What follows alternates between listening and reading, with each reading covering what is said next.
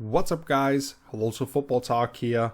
We have arrived at the 2023 NFL offseason, and we're back to a little bit more of a podcast version of these videos. I'm already nose deep into studying draft prospects, as I'm close to finishing up my evals on like 130 to 150 names, and we've got the scouting combine coming up next week. I actually put out an extensive piece on the biggest standouts from East-West Shrine and Senior Bowl last week already, if you're interested. The link to that can be found in the video description. But before we fully indulge in draft content, I thought we should talk about the first piece of the puzzle here for this process, and that's free agency.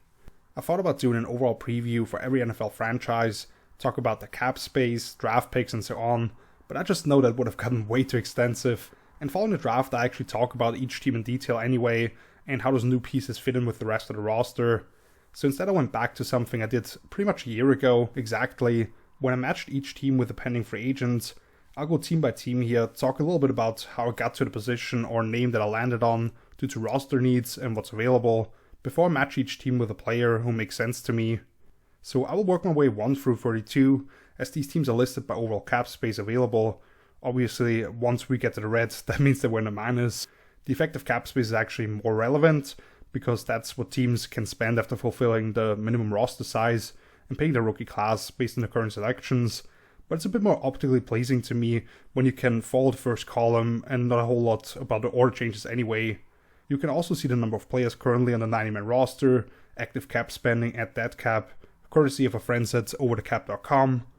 As you can tell when you look at the base salary cap that is listed at the top here, that is up by $16.5 million compared to a year ago, with the new TV contracts kicking in, an increased revenue share, so the ability to spend is there generally.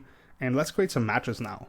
By the way, all these numbers are from February 20th, just in case any big moves happen from that point on until you're watching this. But let's kick this list off, and first up with the Chicago Bears, who have a massive $85.6 million of effective cap space available to them, with a massive $85.6 million of effective cap space that's available for them to spend. And since they also earned the number 1 overall draft pick, you can imagine there are several areas that they still need to upgrade and could address here. They already spent a second-round pick on wide receiver Chase Claypool at the deadline last year, and if there are opportunities to make some more moves, I'd expect that's something they'll be interested in. But a general theme for this offseason is the very underwhelming wide receiver class that barely has any number 2s you can really feel comfortable in about paying. I'd be shocked if they didn't trade down from number 1 overall to acquire a bunch of draft picks and stick with Justin Fields as quarterback, while probably grabbing the top defensive player available where they ultimately pick. And I'd expect the front 7 to be addressed with several of those draft picks. The one position group I think that they want proven commodities at, however, to keep Fields upright is the offensive line, and in particular a guard like Dalton Risner from the Broncos could be a nice target for them. He has plenty of experience in a zone-based rushing attack, which offensive coordinator Luke Getsy came in with from Green Bay, but as they tap more into the Greg Roman, Lamar Jackson type of playbook, and adapt some of the schemes like QB counter, the RPOs of power concepts and so on, what Risner provides as a puller is really enticing for them. Braxton Jones had an impressive rookie season at left tackle. They still have Cody Whitehair and Patrick Lucas on the interior. If they move Tevin Jenkins back out to right tackle, Risner could be a great fit at that other guard slot, and you can probably lock him in for like 4 years around the $10 million range if you give him a nice portion of it guaranteed up front, which, with the resources available for them, isn't a problem in general. They just want to be smart about what they do in the back end if they have to pay Fields and stuff like that further on down the road. But let's move on to the next team here, the Atlanta Falcons, with $51.4 million of effective cap space. Another very interesting team to follow this offseason. Do they ride it out with Desmond Ridder, quarterback in his second season, or are they in the market for one? The name Lamar Jackson, since I just mentioned him, has come up in trade rumors a couple of times. Then you have Drake London and Frank Darby as really the only 2 receivers currently on the roster. Defensive coordinator Dean Pease supposedly is retired for good now. What do those schematic changes look like exactly, and what might they focus on personnel-wise? The one thing I do know is that they are desperately in need at pass rush. And while you may think of a star edge rusher here, the only name here under 30 that I really think of is Yannick Ngakoue, so instead my eyes actually set on former Eagle Javon Hargrave in the middle. Atlanta did draft a couple of edges last year, but what they need is that push up the middle of the pocket, and how it makes the job easier for those young guys on the outside, as you create more favorable angles to get home with the quarterback not having the room to step up. And that's exactly what Javon Hargrave has excelled at. That way you also keep Grady Jarrett as a free technique as he transitions back to more of a prototypical even front, most likely under new defensive coordinator Ryan Nielsen, who was a long-time defensive line coach in college, and then in New Orleans these past 6 seasons. The Falcons 37 sacks since the start of the 2021 season, at 23 fewer than any other team, and Hargrave only just turned 30 years old. He won't be cheap, as you probably have to give him in the high teens in terms of average annual value, but something like a 3-year $54 to $56 million range, with 30 of those guaranteed and front-loaded, would make a lot of sense on both sides here. Next up with the Las Vegas Raiders, and with them they have $39.5 million of cap space available to them. They're obviously up here thanks to their car being largely off the books, even though as you can see, they'll have to eat up $29.4 million of dead cap this year. Kind of in flux right now I would say, because they don't know who their quarterback will be, and they may have realized last season that the roster isn't quite as close as being able to compete for a championship. We'll have to see if Josh McDaniels and Dave Sealer are willing to pay Josh Jacobs, since they are already paying Devontae Adams a hefty sum on offense, and the defense was the bigger issue last season. Other than Max Crosby, they don't really have any real difference makers on that unit, and as much as you'd like to throw resources at that unit, this isn't something that they can fix in one offseason most likely. However, looking at what the defensive coordinator Patrick Graham excels at, it's been versatile in the back end with a lot of late rotations and a variety of zone coverages. So at a fair market price, who's really a better piece in that than Von Bell, formerly of the Cincinnati Bengals? He's been a key cog for what Cincy has been able to do under defensive coordinator Lou Anarumo these last couple of years, who I talked about on several occasions, how he's able to keep quarterbacks off balance with the way those guys change the picture post-snap and how well taught their players are, which is very much in line with what Patrick Graham has wanted to do when he's had the dudes available to him. Sure, they have the money to pay the other Bengals safety, Jesse Bates, but unlike him, who was just franchise tagged and could potentially reset the market for the position, Bell may give you more bang for your buck, and you can make the 28-year-old part of what you want to do over the next 3 or 4 years at probably less than $10 million, so I really like that value. Which brings us to the New York Giants, and for them, with $48.3 million of effective cap space, the elephant in the room with the Giants is that they just need to become more dynamic on offense. What Brian Daboll and Mike Kafka were able to do with paper clips and taping things together to make this an effective unit was remarkable. However, as we saw in the divisional round, when they got stomped by the division rival Eagles, there are limitations to how far that formula can get you. With that being said, unless Odell Beckham Jr. is fully healthy and they bring the prodigal son back to New York, I don't see any names out there on the open market that I'd be willing to pay big money to, and this is a very deep wide receiver draft. So instead I'm looking at an equally glaring lead on defense, and a group of linebackers that was atrocious for large stretches this past season. Even with Dexter Lawrence up front and some of the nice things that they did under Wink Martindale's guidance, the second level was a big issue, just not reading their keys quickly enough and getting to the run fits, but also being liabilities against the pass.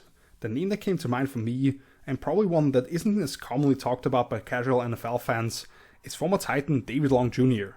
He just had an excellent season, worthy of a Pro Bowl vote on my part, because he's just so steady, processes the game at a high level, rarely gets himself out of position, shows an understanding and awareness for his role in coverage, and he's a consistent tackler.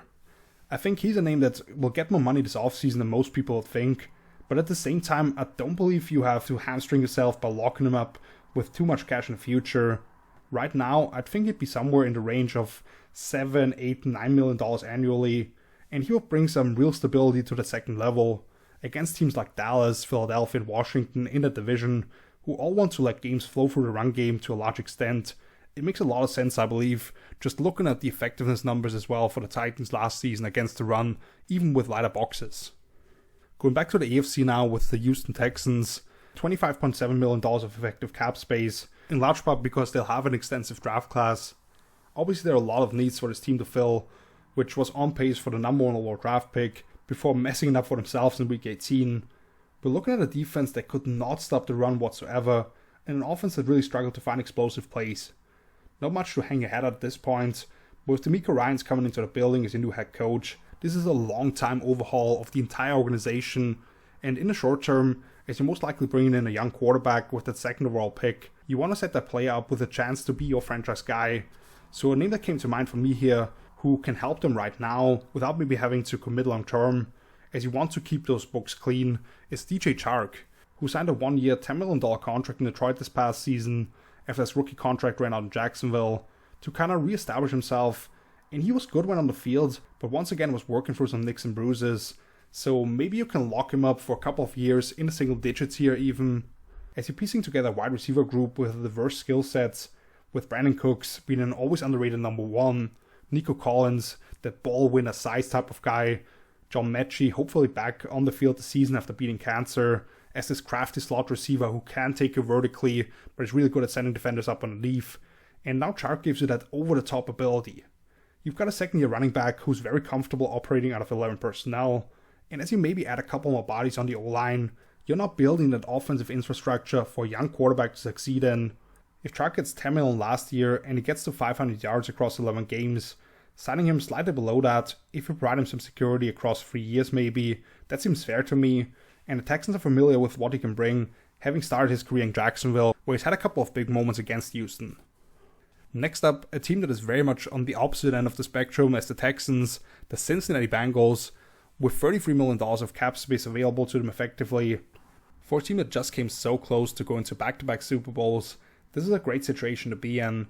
Of course, this does not yet include either one of the starting safeties, where they may opt to franchise tag Jesse Bates again. Jermaine Pratt, they probably won't pay what the open market will dictate. Still, with the draft picks that they've invested into the secondary, and Lou Anarumo back at defensive coordinator, I think they'll be fine on that side of the ball, and they really don't have that many de facto needs. 10 of 11 starters on offense are returning. They're still in the window with Joe Burrow on a rookie contract, and the top 2 wide receivers on rookie deals as well. The one spot where they are losing somebody is tight end, and they've been recycling through guys at this point with CJ Uzomah in 2021 and before that, then Hayden Hurst last year.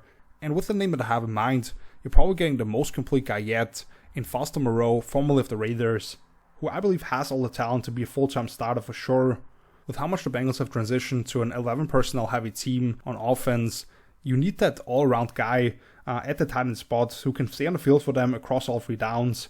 And with nearly 800 yards over these last 2 years as a starter for the majority of games, along with what he provides as a run blocker at the point of attack, I think Moreau can be that player for them. Only just turning 26 years old, I think this guy you want to keep around, more so maybe than the last 2 names that he had there. Probably not at the same price tag as Hurst this past season, who I think they stole at $3.5 million. But if you give him about double that annually over a 3 or 4 year stretch, Foster may be happy to take a slight discount here to play with Joe Burrow and be part of what they're building there in Cincinnati. Switching things over to the New England Patriots now, who have $29.5 million of effective cap space available to them. Another team that's in pretty good shape now, after handing out some questionable contracts a couple of years ago. They hit big time on Matt Judon in that cycle, and they've rebuilt that defense with lots of young faces around him, finishing third overall in defensive DVO last year. Clearly the focus of Bill Belichick should be on the offensive side of the ball, where quarterback Mac Jones took a significant step backwards this past season, and there seems to be some real tension within the organization. The Joe Judge Matt Patricia experiment has failed spectacularly, and you hope that they can create some schematic advantages under Bill O'Brien again, as long as they build on the receiving corp, where they may lose Jacoby Myers. I don't see a name on the open market, however, that they can change fortunes with a whole lot, so with a lack in history of wide receiver development, trading for one of the bigger names is probably the best route here.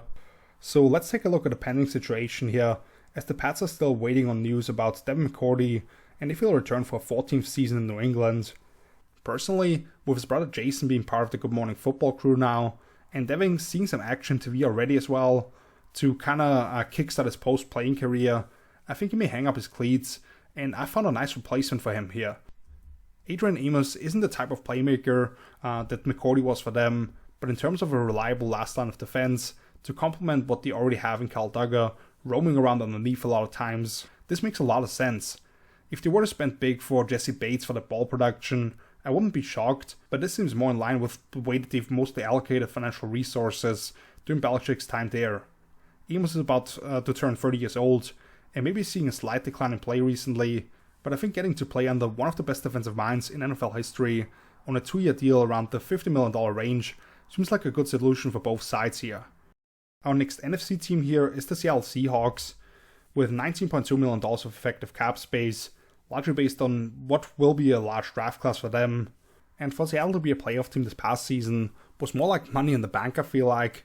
because this is still a roster in transition. They obviously have a big decision coming up about how much and how long they want to commit to Geno Smith at quarterback, while still trying to formulate how they want to put together the first and second level of the defense.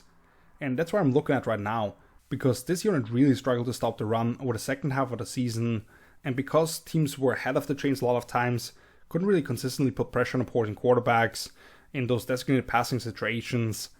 The Seahawks have brought in a lot of young edge rushers via the draft, but they're currently relying on a very good number 2, I believe, in Uchenna Nwosu to beat a Batman, and as those developing players to consistently win already, while Bruce Irvin was brought back last year, and he's probably not somebody they're willing to bind a whole lot of money to in the long term. A name that has kind of stuck out for me when looking at this list of free agent players on the edge is Lorenzo Carter, who most recently was with the Falcons and started his career with the New York Giants. He's very much in the mold of what John Schneider and Pete Carroll want those outside linebackers to look like. He's never had more than 5 sacks in a season, but has also never gone below 4 other than in 2020, when he got hurt 5 games into the year. And the underlying pressure numbers are pretty good too, with 80 total pressures across 66 career games. Along with that, he's a plus run defender, being able to work off contact and take care of his contain responsibilities, with 6 tackles for loss each of the past 2 seasons. That will also allow Bowie Mafe and Darrell Taylor to be more designated pass rushers as they continue to grow, and you can really rotate guys through now. Something like 3 years, 12 to 13 million total seems about right to me. Then we go to the Baltimore Ravens with $21.8 million of effective cap space. Just like the Giants, the one position the Ravens desperately need to upgrade is wide receiver. Sure, they may lose a plus starter at guard in Ben Powers, and the most important piece of the puzzle is locking up Lamar Jackson long term. But I think trading for somebody like DeAndre Hopkins is very much in the cards, and at this point, they'd just be adding more role players at the position if they were looking more with the free agency class. Instead, I'm going back to the well and targeting an edge defender here. The Ravens defense saw a significant shift last year with using rookie Kyle Hamilton as a big nickel and running a lot more split safety coverages, with Roquan Smith allowing them to survive in those match zones, while they use Patrick Queen as a pressure player more so. Where they still struggle is consistently creating pressure without bringing extra bodies from the back 7. And I think somebody who makes a lot of sense here to at least be part of the rotation up front is Melvin Ingram. Looking at the way Baltimore cycled through veteran outside linebackers such as Elvis Dumervil, Pernell McPhee, Justin Houston, Jason Pierre-Paul, this just seemed like a layup for me. Ingram is still a very good player as long as he doesn't hurt his team with penalties, being able to disrupt teams in the run and pass game, and the Ravens experienced that firsthand 3 years ago in Lamar's rookie season, when Ingram had one of the most dominant playoff performances that I can remember from a defensive player in a wildcard game with the Chargers. He's not the same type of versatile pressure player at this point, but Mike McDonald can still get creative with his usage. And I'm just realizing the theme here kind of is the bird teams is next up with the Arizona Cardinals. And this is where we see a massive drop in financial resources available, as they only have $5 million of effective cap space. Kind of funny that this is my segue to the Cardinals, talking about Ingram being this versatile player up front, because all they've done over the last several years under old general manager Steve Keim is add those positionless defensive players, and I have major questions about what that unit may look like now with Monty Austinford as general manager and Jonathan Gannon head coach running the show. Now with that being said, since I don't have that good of a feel for the direction of the defensive side, Gannon did recently talk about how everything they'll do will flow through the elite quarterback Kyler Murray, who most likely will miss at least half for next season. And while it seems inevitable that they trade DeAndre Hopkins this offseason, which would of course expand the spending capacity, the skill position group is still looking fine to me after they traded for Hollywood Brown last year and bring everybody else back. The main goal has to be keeping the quarterback upright, and they have 3 stars on the offensive line pending free agents, as well as pretty much the entire rest of the position group. They did draft Marquise Hayes and Leslie Smith last year, who I believe have some redeeming qualities and should at least compete for the starting guard spots. But right tackle is a position that they've been looking to address for a while now. Jawan Taylor from Jacksonville is a pretty young player that I wouldn't mind investing in at a fair price. He only just turned 25 and is an ascending player with the best pass blocking grade yet, according to Pro Football Focus, with just 1 holding penalty on the season. I still have to familiarize myself a little more with the new offensive coordinator, Drew Petzing, who worked in Minnesota and Cleveland as a wide receiver and QB coach mostly, but I'd imagine we see at least some kind of shift away from the area principles, and with the offenses that he's been part of, he understands the value of having 2 legit bookends up front. Taylor is a name who'll probably surprise some people with what they pay him, but in his athletic prime, in a market weak on tackles, I think we'll see him in the $13 to $15 million range on a 5 or de facto 4-year deal. Moving on to the Detroit Lions, with $1.7 million of effective cap space, probably the darlings of a lot of people for this upcoming season. The Lions finishing the season at 9-8, and the Seahawks overtime loss in week 18 away from the playoffs. There are a lot of positive vibes coming out of Detroit. I think offensively, with coordinator Ben Johnson coming back, they'll have a lot of success again in 2023. They'll lose right guard Halapuli Vaitai and wide receiver DJ Chark, but they did draft Jameson Williams 12th overall last year to give them that vertical threat, and you can probably bring in a veteran guard to plug into an otherwise very strong offensive line, which other guys will want to join. So my focus is on the defensive side. They did draft Aiden Hutchinson 2nd overall last year, who was a Defensive Rookie of the Year finalist. James Houston was a very positive surprise as an effective situational edge rusher, and they have a couple of second-round picks who they could plug alongside Olim McNeil on the interior. They could certainly be looking to add a little more dynamic space player alongside Malcolm Rodriguez on the second level, but I think they need to address the secondary here.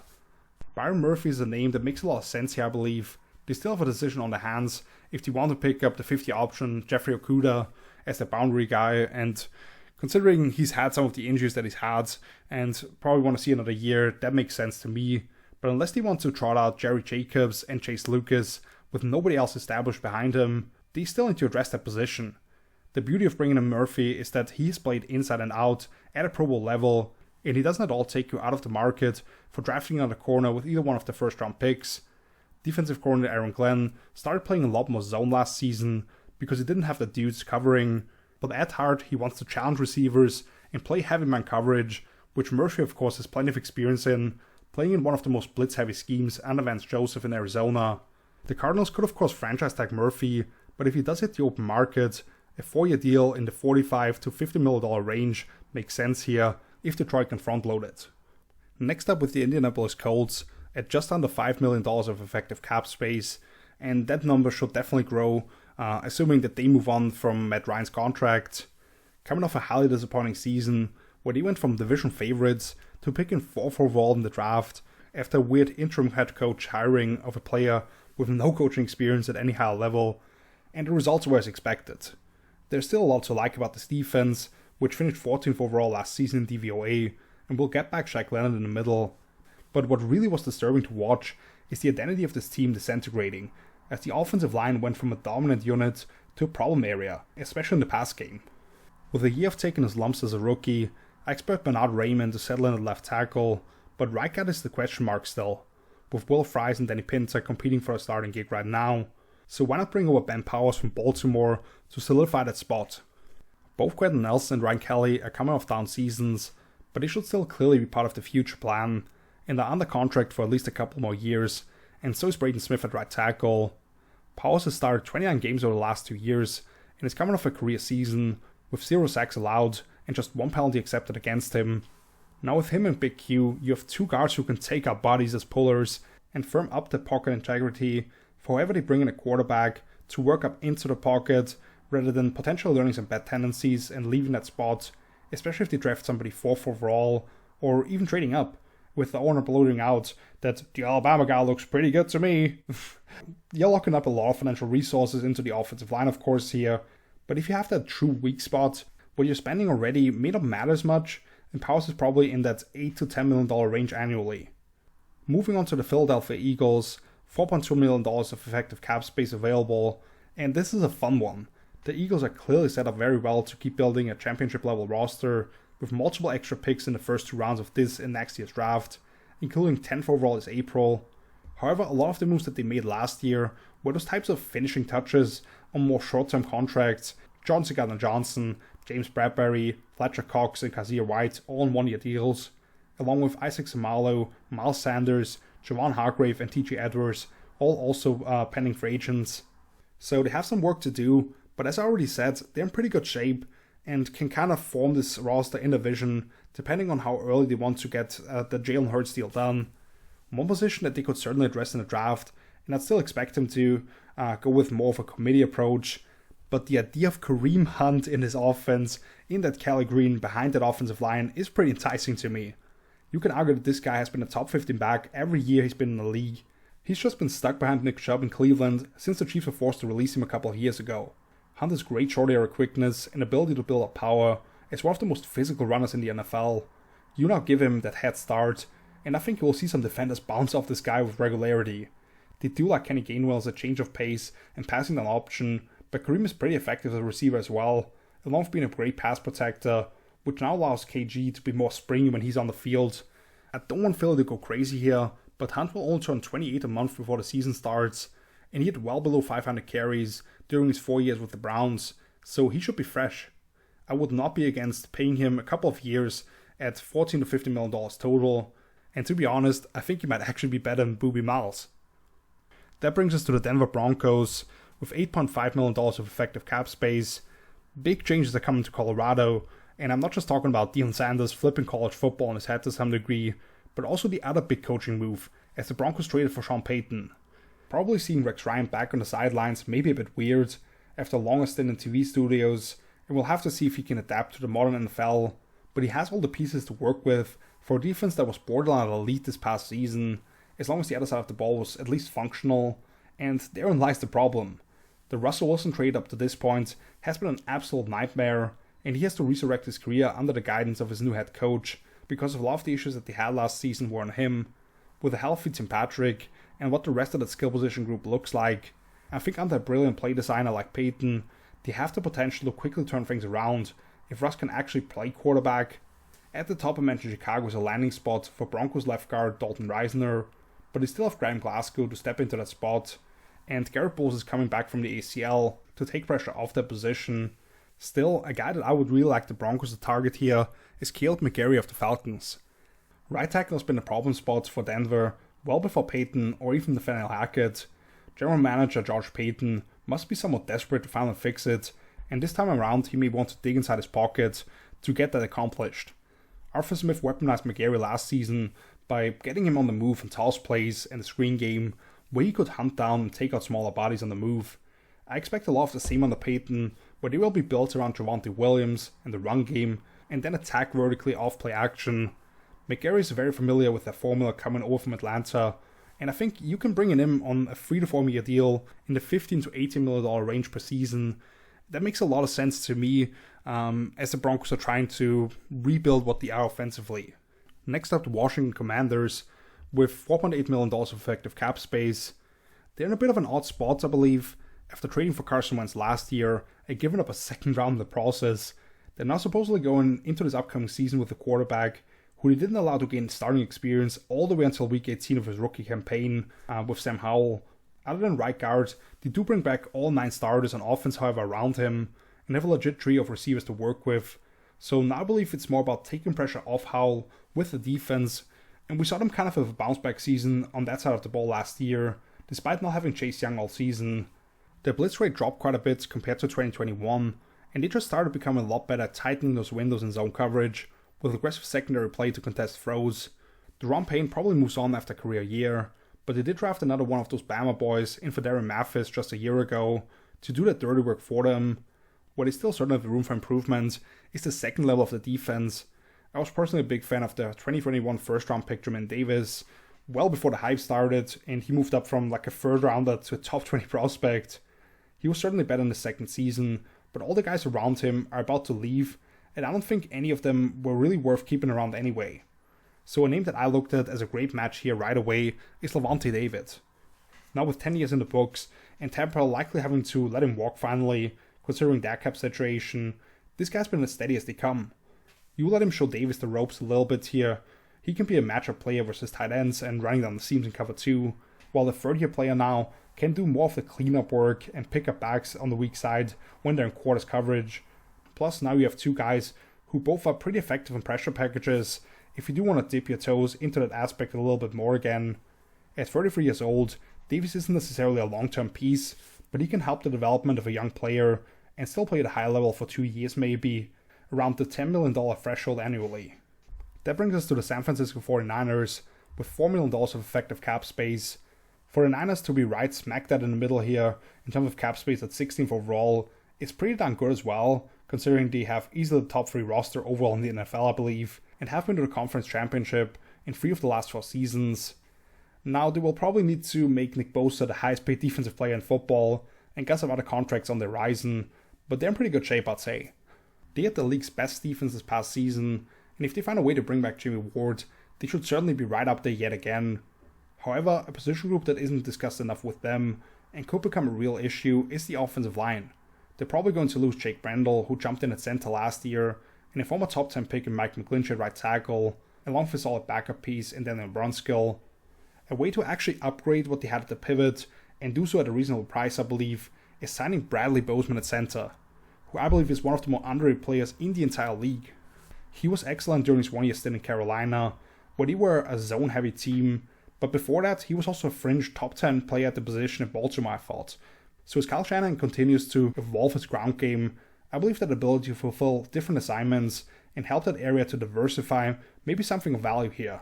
I was absolutely shocked to see Bozeman sign with the Panthers last year at less than $3 million, and I think he'll command at least double that.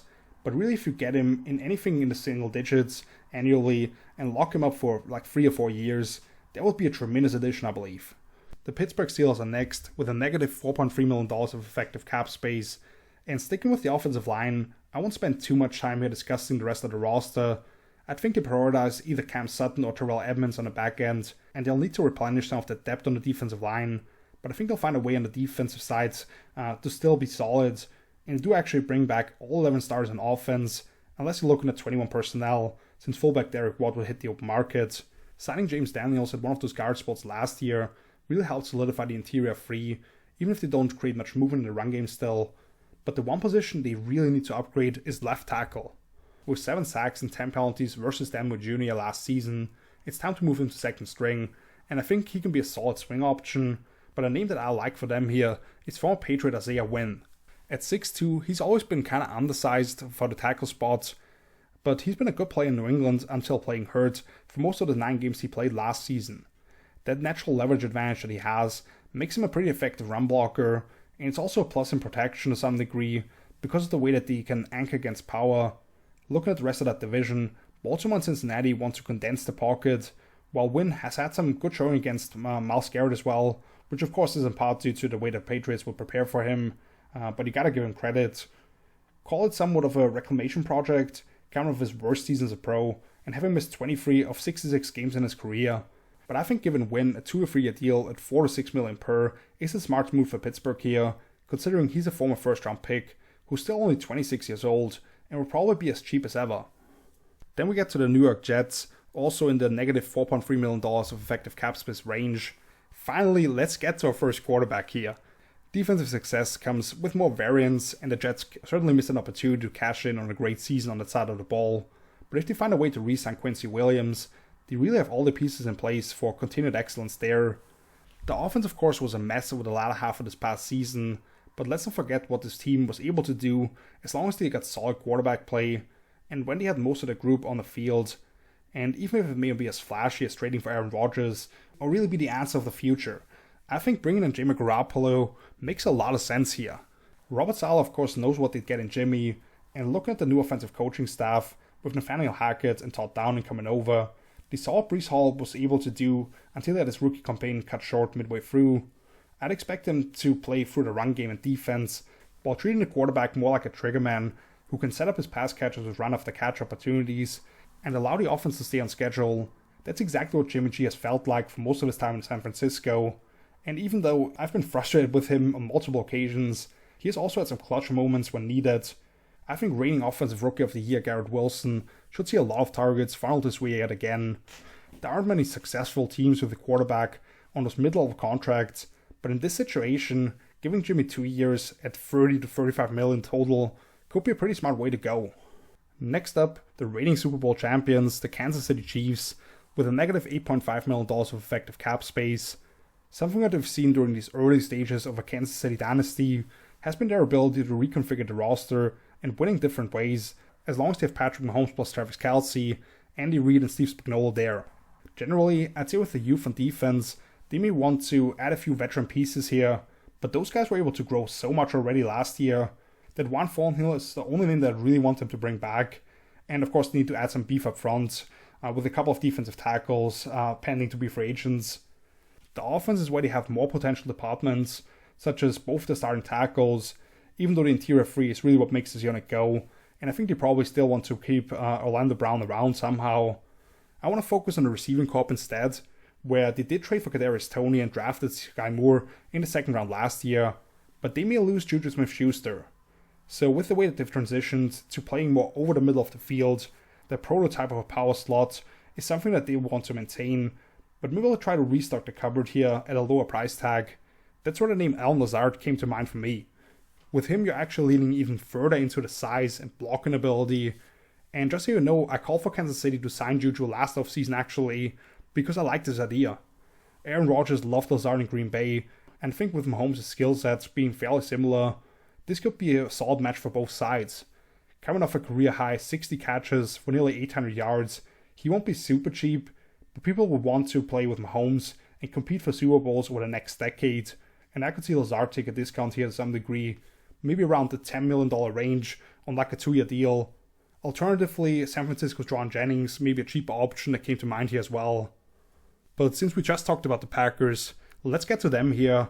At a negative $8.6 million of effective cap space, with quarterback Aaron Rodgers about to emerge from the darkness of his self-finding retreat, we'll soon see which direction his franchise is heading, but other than Robert Tonyan and Lazard, who I just talked about, they bring back everybody else on offense around whichever one of Rodgers or Jordan Love they want to ride with. The defense really turned things around over the latter half of this past season, although I'm not sure if bringing back defensive coordinator Joe Barry was really the right move. If they don't retain Adrian Amos, the safety group will be a problem area, but something I've been describing that way for like 5 years now is the defensive line, other than Kenny Clark at the nose. He's obviously a great player in both the run and pass game, but nobody else has really been able to step up around him. Now with Dean Lowry and Jaron Reed having their contracts run out, I really want them to address that 4-eye or 5 technique with one of the better players in that role, and that is Zach Allen, formerly of the Cardinals. J.J. Watt's got a lot of praise in Arizona, but Allen might have been actually the better player at the very same position over these last 2 years. His ability to control single blocks and throw guys to the side to create run stuffs is a major plus, had 10 tackles for loss this past season, and he's really grown as a pass rusher as well, being able to utilize his length and power. He did get a career-high 5.5 sacks in 2022, but he also added 20 more hits on the quarterback. So you're probably talking in the $9 to $10 million range annually, but for a player who will only turn 26 a couple of weeks prior to the season, to make him part of your plan for the future on like a 4-year deal is something I really like to see. That brings us to the Dallas Cowboys and a negative $9.9 million of effective cap space. I certainly was wrong on the Cowboys after predicting that they would miss the playoffs last season, because I had concern about the offensive line without Tyron Smith most of the year, trading away Amari Cooper, and just some of the potential regression on the defensive side of the ball, heavily relying on sacks and turnovers. However, at one point they looked like one of the most complete teams in football, with a very balanced offense and a defense that finished top 5 in DVOA yet again. Dak Prescott just made too many mistakes down the stretch, and teams were able to run the ball a little too effectively on them. Now, while I certainly won't go that far again to project a major drop-off, this is a team without a ton of wiggle room. They'll probably have to decide if they want to pay Tony Pollard or Dalton Schultz on offense, and they'll likely move on from 4 or 5 defensive starters. That's why I decided to go with my choice here, and I landed on former Saint Marcus Davenport. They've kind of been cycling through these edge rushers like Terrell Basham, Dante Fowler, and in a more big-time sense, Randy Gregory. So even though Sam Williams could be a name to watch out for in his second season, why not continue to add bodies to a front where you like to rotate guys through heavily to keep them fresh? New Orleans once gave up 2 first-round picks for Davenport, and I thought he looked like a real difference maker in 2021 before having a huge down season just now. With just half a sack to his name, he won't command a huge market, but I still believe in the talent to turn back into a more effective player, even if he may never be a star, who can set a very physical edge in the run game and will benefit from extra attention going Micah Parsons' way. And looking at Davenport's contract situation, it's actually quite funny, because he has those 4 void years at the end of it, because of all the weird restructures that Mickey Loomis uses in New Orleans to somehow stay under the cap. I think Davenport is probably in the $4 to $5 million range, and he could easily outproduce that next season. Which brings us to the Carolina Panthers at a negative $13.2 million of effective cap space, but they're currently slated to have the 6th most in that regard next year, with a lot of contracts running out. And this should be the highest paid player on the entire list. I don't want to waste too much time here with the entire roster, but it is quite remarkable to think back last October, after the Panthers traded away Christian McCaffrey, everybody was ready to call for a complete overhaul, only for them to make a run at a poor NFC South, and now they seem to have most pieces in place to be the division favorites if they can just get an average starting quarterback. Enter Derek Carr. Other than Bradley Bozeman, the four other starters on the offensive line are still on the contract for Carolina, who started to really impose themselves physically in the run game, and I don't count them out bringing back the center either. They've also got several cornerstones to build around on defense, with a highly experienced coaching staff led by Frank Reich and Ejiro Evero. I believe Carr could be exactly what they need, taking advantage of DJ Moore and Terrace Marshall being in isolated situations by attacking down the field, and how comfortable he's at throwing the ball on the move of the bootleg game, and how good Reich has been at hiding maybe some of the shortcomings that they have in their quarterback. I don't see how a shaky preseason showing before getting hurt by Matt Corral is enough for Carolina to have any comfort in him taking first team reps in training camp, and Carr is a legit pro who Reich can put a lot on his plate mentally, considering he was able to handle most of what John Gruden and Josh McDaniels asked of him, two very demanding guys with extensive playbooks. You make him the franchise guy on contract loaded in the middle across 3 or 4 years in the $35 to $38 million range, I think you can make some real noise in the poor division. Next up, we've got the Cleveland Browns with a negative $15.2 million effective cap space, largely due to the massive cap hit that Deshaun Watson carries, and this was one of the easier choices of the entire list. Sure, the Browns could use another receiver, and they're still trying to find the Robin to Myles Garrett's Batman off the edge, but this team has to be able to stop the run much more effectively than they did this past season. They finished dead last in EP per rush allowed, with over 90 yards on the ground in all but 3 of the 17 games. So while a replacement for Anthony Walker and even Deion Jones, who they traded for at the deadline last season, at that Mike spot next to Jeremiah Owusu-Koramoah is needed, they just need to keep that second level clean, and I couldn't think of anybody better than the Ron Payne coming over from Washington. Coming off the best season of his career, with 18 tackles for loss, 11.5 sacks and 20 more quarterback hits, you will have to dig deep into your pockets for him, but what really makes him so great here about that investment is what Payne has been throughout his career, a rock in the middle of the defense. His ability to anchor versus double teams, create stalemates at the line of scrimmage, and as he's continued to develop, produce negative plays by disengaging from blocks, is something that the Browns simply don't have on that roster. Jordan Elliott, Tommy Togiai and Perrion Winfrey are all much better if they can just win the gap, and will benefit in a major way from having this guy next to them. Plus, of course, the production as a pass rusher is very encouraging as well, and now you may be fine with just a rotation on the opposite edge of Myles Garrett. Following his rookie contract, Payne is looking to cash in big time, but the Haslam family has shown that they're not afraid to put in large sums of guarantees into that escrow fund of theirs, and if you present this guy with a 5-year contract in the $85 to $90 million range, which gives you some flexibility later on, that's an investment worth making, I believe.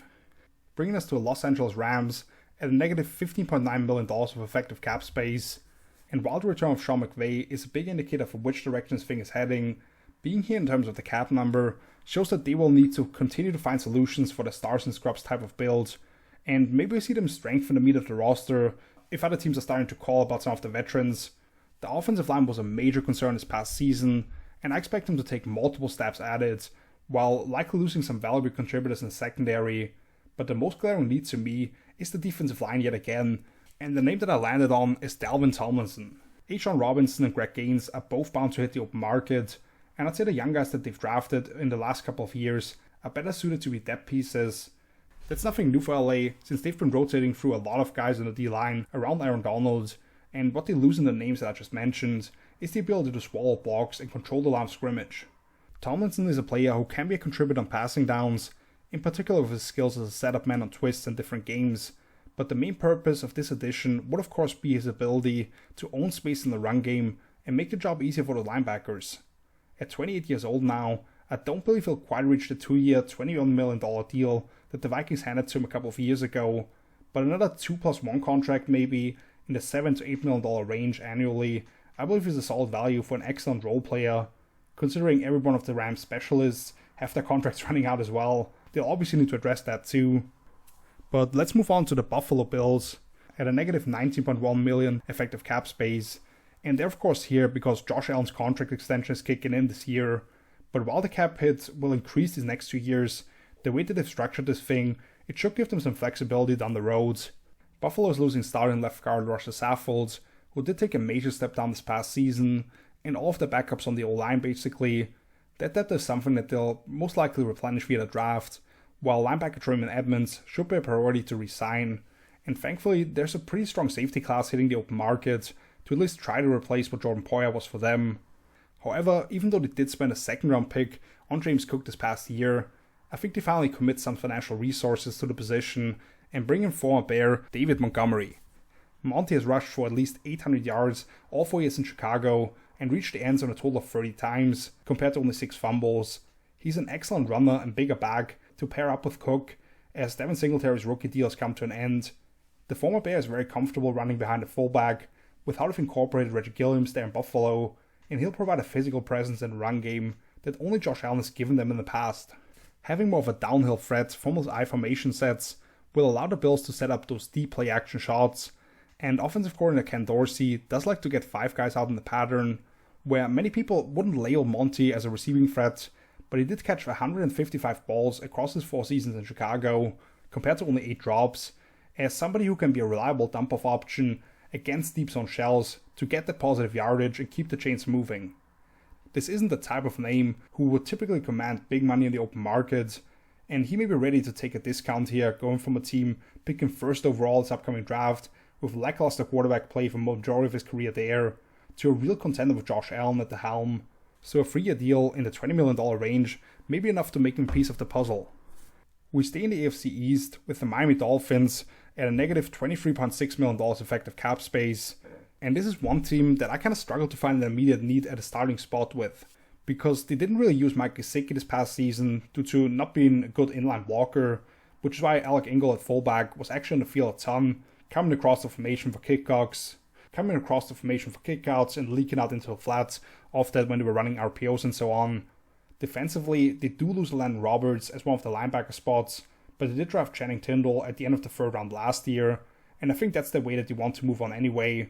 They are losing a lot of depth pieces across all 3 levels, but depending on what contract they're working on, with Tua Tagovailoa potentially, they probably aren't spending big on backups, other than maybe one spot, and this is actually where I went. And I'm going to talk about Taylor Heinicke here. With Tua's concussion history and overall lack of size making him vulnerable to injuries, this is a team that needs to have a reliable backup, which Teddy Bridgewater wasn't really either for them as an injury-prone player. I did like Skylar Thompson in last year's draft, and he's actually played solid, I believe, but it appears that they're not comfortable with him as the number 2.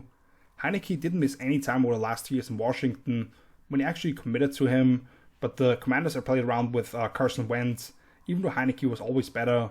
Schematically, he fits in well with a quick release, willingness to rip the ball into tight windows, and some of the mobility that he provides. And he's one tough son of a gun who won't be sidelined unless he loses a leg, and he has that gaming mentality to win them a week when having to jump in, as well as steer the ship for a certain stretch if they miss Tua. Unless it's truly a bridge quarterback, I don't see a team wanting to make Heinicke the full-time starter, so a situation where backups have scenes in action every year to work in one of the most dynamic offensive schemes is something he would personally benefit from, and the Dolphins may be able to pay him slightly less than the $6.5 million that they did last year with Teddy, on like a 1 or 2 year deal for Heinicke to kind of prove himself again and maybe get in a starting gig. Next up with the Los Angeles Chargers at a negative $23.6 million effective cap space. Being all the way down here before you even have to pay Justin Herbert doesn't seem great at first glance, but a lot of the contracts that they've put together recently were designed to hit big this year, and there are quite a few veterans who they could move on from to open up some cap space. They've got a couple of expiring contracts in the secondary, and I really want them to add a deep threat this offseason, most likely in the draft. But if Jamari Salyer can stick at right tackle, they bring back all starting 11 on offense from a year ago, with a clear improvement at offensive coordinator, going from Joe Lombardi to Kellen Moore, coming over from Dallas, and a guy I think he may bring along is Dalton Schultz. This seems like a bit of an uncreative call, but I think it makes a lot of sense. They have a potential out in Gerald Everett's contract, and it will expire anyway in 2024. He was a productive player this past season, but I thought more in terms of the spacing and overall consistency, there's room upwards. And since we'll see Moore want to use more 12 personnel anyway, you can now put Schultz at the traditional wide spot because he's a much better blocker at the point of attack, and Everett will be more off the ball, running leak routes off the bootlegs and stuff like that. Looking at the common passing patterns under Moore, they'll still call out of stick and have the tight end on those button hooks when running mesh, where Schultz gives them that reliable target, plus he's excellent at adjusting routes on the fly and finding space against zone coverage. For Schultz to follow his offensive coordinator from Dallas and get to play with Justin Herbert, I think you can bring him in the $10 to $12 million range if you're willing to commit to him for multiple seasons, since they know their only tight ends under contract beyond 2023 is Trey McKitty. That brings us to the Tennessee Titans, who have a negative $25.3 million effective cap space. The Titans are a very confusing team to me. Looking at how they're built, they spent so much on the starters. The depth was a major issue this past season and will continue to be one unless they cut bait with multiple veterans, which they'll probably need to in order to lock up Jeffrey Simmons and maybe some of the young corners. So it's hard to pinpoint which moves we might actually see from them this offseason still and which areas they'll need to address. But one position group that they can't leave untouched is the offensive line. And I came out of this thinking Isaac Seumalo would be a great fit. Tennessee is slated to lose Nate Davis at one of the guard spots, and Aaron Brewer at 280 pounds doesn't look like a type of player that fits what they want to do offensively. I like Dylan Radunes coming off North Dakota State, but optimally you'd like him to be a sixth man. Seumalo gives you that physical presence yet again to firm up the interior of the pocket, and more importantly create movement in the run game to allow Derrick Henry to build up momentum and punish second-level defenders. He has plenty of experience running inside and outside zone in Philly, but is also very capable as a puller, with Tim Kelly coming in offensive coordinator and maybe wanting to diversify the run game a little bit more. I don't look at Seumalo as somebody who I want to commit guarantees to long-term necessarily, considering he'll hit the big 3-0 in the middle of the upcoming season, but another one of those 2+1 deals right around the $10 million range per season sounds right to me. Sticking in the AFC South with the Jacksonville Jaguars at a negative $25.9 million, somewhat surprisingly this far down the list, in large part due to the big cap hits from the contracts that they handled last year in free agency, Christian Kirk, Fularansu Fatukasi, Forsada Luakun, a couple of corners and more. However, they'll move up several spots next year already and could be near the top, depending on what the Trevor Lawrence contract may look like in a couple of years. Now, as I look at this roster today, I don't feel like there are very many glaring needs. Calvin Ridley has already applied for reinstatement to give them a wide receiver one for that group. Maybe they bring back Evan Ingram at tight end after a productive season. They bring back all 11 starters on defense and will probably be more focused on adding depth up front, with Arden Key being a guy they may want to bring back because of his role in passing downs where they can move him all across the line. They will, however, probably lose Javon Taylor at right tackle, who already outlined as an option for the Cardinals earlier, and the replacement I think could make some sense here is former 49er Mike McGlinchey. Maybe they move Walker Little over there, but I think he'll more likely compete with Ben Bartch at left guard before he takes over on the blind side for Cam Robinson next year, and McGlinchey is the type of long athletic tackle Doug Peterson has coveted in his coaching career. Jacksonville already won a poor AFC South last year, and looking at the division, there are even more questions this offseason around other teams. Going out and addressing a spot early on that could be a legit problem for a team with a rookie quarterback contract and so many pieces in place, I think you can split the salary across like 4 seasons with 12 to 14 million per, because McGlinchey had a bit of a down season in 2022, and you may want to capitalize on that. This brings us to the bottom 3, and the first team here, the Minnesota Vikings, with a negative $25.8 million effective cap space. Going 13-4 and winning the NFC North for the first time since 2017 is obviously great, and the early signs for head coach Kevin O'Connell are very positive, but as we saw by them losing to the upstart Giants in the wildcard round, there are clearly issues with this roster still, and finding themselves down here with so many veteran contracts is worrisome. Finding a new center who can execute scoot blocks and use his mobility in the wide zone game will be a priority, along with potentially replacing kicker Greg Joseph. But other than that, it's not like they actually lose many starters into free agency. They do have a desperately need youth in the secondary, and the sample size between Louis Sean and Andrew Booth Jr. as the top 2 draft picks last year may be too small to really feel comfortable, as much as I like both those guys. I think Jamel Dean is a name to watch out for here.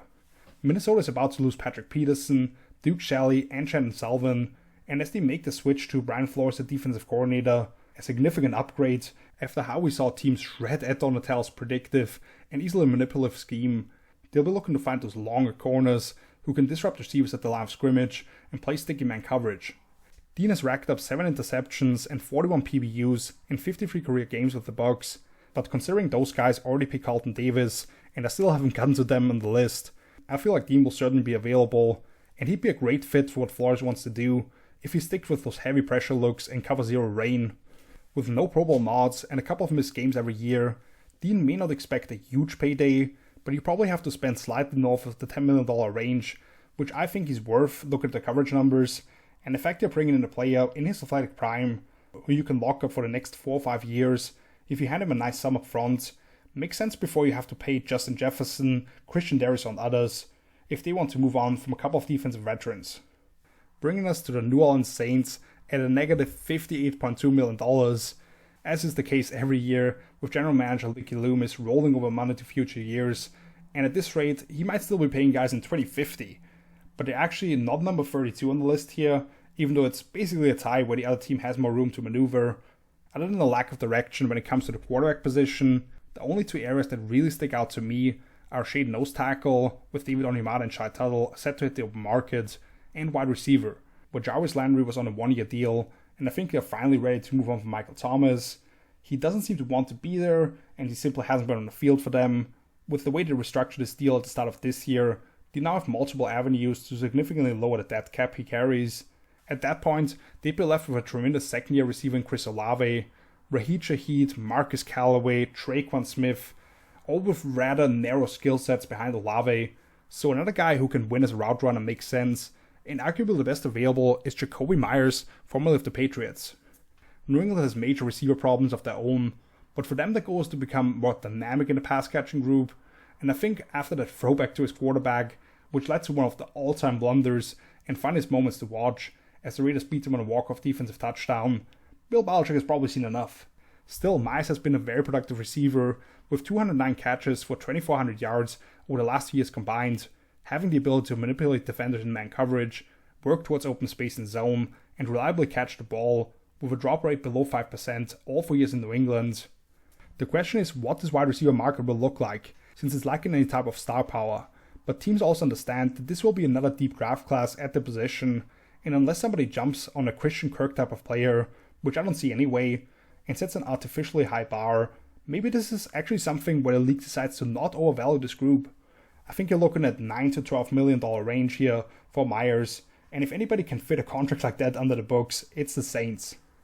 We have reached the bottom of the list, another NFC South team, the Tampa Bay Buccaneers, basically tied with the Saints at negative $58.2 million effective cap space, although they can probably cut that number down by like $20 to $25 million by manipulating the dead cap left behind by Tom Brady, similar to what the Saints actually did with Drew Brees retiring.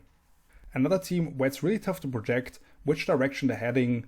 They still have several pieces from that Super Bowl run on the roster, other than the biggest one of course in Brady, but they are also coming off an 8-9 season in which they won the NFC South by default. While the offense would be otherwise intact, Kyle Trask, who they've avoided giving any run with the ones, is currently the only quarterback under contract, and they may lose 6 starters on defense. They might want to move on from one of their receivers and clear the books to some degree, as they start at least a remodeling of the roster, or do they find a way to restructure multiple deals and make a move for Derek Carr or even Aaron Rodgers, as general manager Jason Light tries to push all the chips in the middle of the table. One position group I know they need to address is the secondary, since Jamel Dean, Sean Murphy-Bunting, Logan Ryan, Mike Edwards, and Keanu Neal are all about to hit the open market. That's massive. A name I believe kind of fits between both directions they may go here as a franchise is Terrell Edmunds, formerly of the Steelers. As a prize first rounder back in 2018, the Steelers initially declined Edmunds' 50 option, but did bring him back on a 1-year deal worth $2.5 million this past season. And while he didn't have any interceptions, he did play pretty consistently in coverage and as a tackler, while playing 93% of the defensive snaps. Considering the Bucs have a ball hawk like Antoine Winfield on the back end, Edmunds' ability to match up with tight ends in man and bust down when they roll into cover 3 could complement that very well. I don't know exactly what the market for Edmunds looks like, because he doesn't have great ball production, but I'd guess in the $3 to $5 million per year range, adding some pieces to the secondary again with a player who just turned 26 years old, I think that makes a lot of sense. And that's gonna do it. One free agent for all 32 teams to target. Let me know which of these fits you like and who you'd want your team to sign this offseason. Thank you so much for watching. If you enjoyed this video, please consider leaving a like, subscribing to the channel if you haven't yet, and maybe sharing it with a friend or two. That would definitely help me out, and I have a lot of great offseason content coming up. Next week we have the NFL Combine, which is the kick of the draft season for most people, even though I already talked about some of the biggest standouts from the college all-star events, A link for that can be found in the video description, along with my social media handles, where I'll be posting clips of draft prospects and talk about all the news from free agency, trades and more. I won't have a video article coming up next week, so I can watch all the combine workouts and study some more players, but I will of course be sharing some thoughts through the days, and you can expect an extensive recap of what we're about to see in Indy, where I'll talk about which players helped and hurt their stock with their performances. Make sure to check back for that. So until then, see you later. Peace!